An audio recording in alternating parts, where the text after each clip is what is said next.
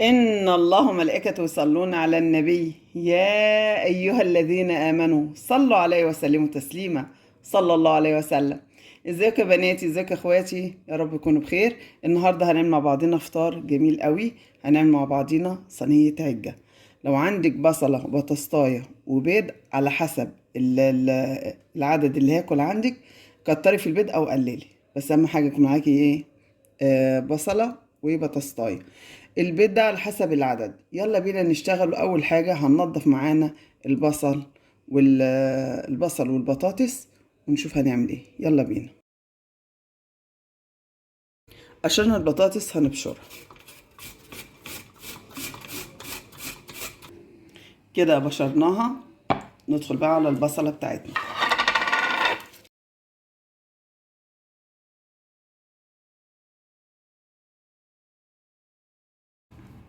الاول عملنا البصلة، دلوقتي هنعمل البيض.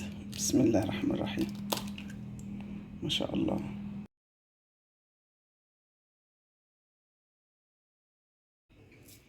كده هننزل على البيض بفلفل اسود وشوية ملح وهنضربها.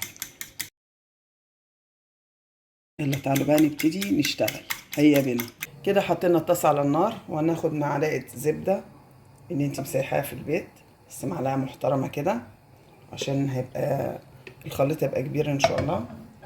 ونسيبها تسيح كده. السمن ساح، هننزل بالبصلة بتاعتنا. هننزل بالفلفل الاسود وهننزل بالملح. هنجيب شوية مية زي كده في طبق وننزل عليهم بمعلقتين دقيق، وننزل عليهم بمعلقة بيكنج باودر. نقلبهم كويس جدا لحد ما الدقيق يدوب في قلب المية. طب ليه دي؟ هقول لكم ليه. كده قلبناه كويس ما شاء الله. البيكنج باودر نوع كويس ما شاء الله. تعالوا بقى نشوف هنعمل ايه في الطاسة بتاعتنا. يلا بينا. هننزل الفلفل الالوان بعد ما البصلة بقت لونها ذهبي وجميل. عليها بالبطاطس بتاعتنا. طبعا الماء اللي فيها اتعصرت كلها، ننزل بيها كده وتقلبي كده يا حبيبتي. دوقي الصينيه دي وقولي لي ايه رايك فيه. ما شاء الله تبارك الله.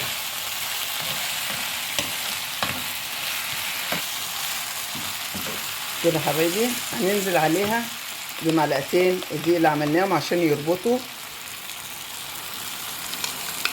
البطاطس بتاعتنا او الاكله بتاعتنا، خليها شبه كيكه كده.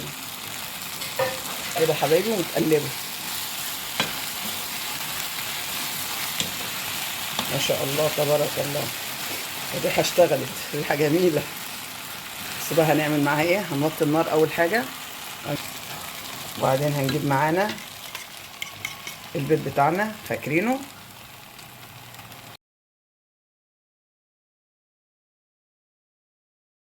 كده حبايبي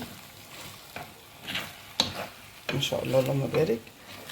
وهننقلها بقى على عين هاديه ونسيبها تستوي براحتها معايا. لما تستوي اوريها لكم، خليكم معايا. معلش يا جماعه، انا نسيت احط الخضره. لازم تحط شويه خضره كده من باب الطعم والفيتامينات ومن باب الشكل. اما الارضيه بتاعتها تستوي هنقلبها على الوش التاني. خليكم معايا. كده حبايبي الصينيه بتاعتنا خلصت على خير. ايه رايكم؟ فكره بسيطه وجميله وما بتاخدش منك دقايق. يا دوبك بدل بشرتي الحاجه علقتي على الطاسه وحطيتي فيها السمن بتاعك هتشتغلي بسرعه. كله نايف نايف زي ما انت شايفه كده، وبعدين في الاخر بتوطي النار ويطلع الصوره الجميله اللي قدامك دي. يا رب يكون عجبكم، وما تنسوش تحطوا اللايك، وان عجبكم ما تنسوناش بالكومنتات الجميله والاشتراك في القناه. اشوف وشكم بخير.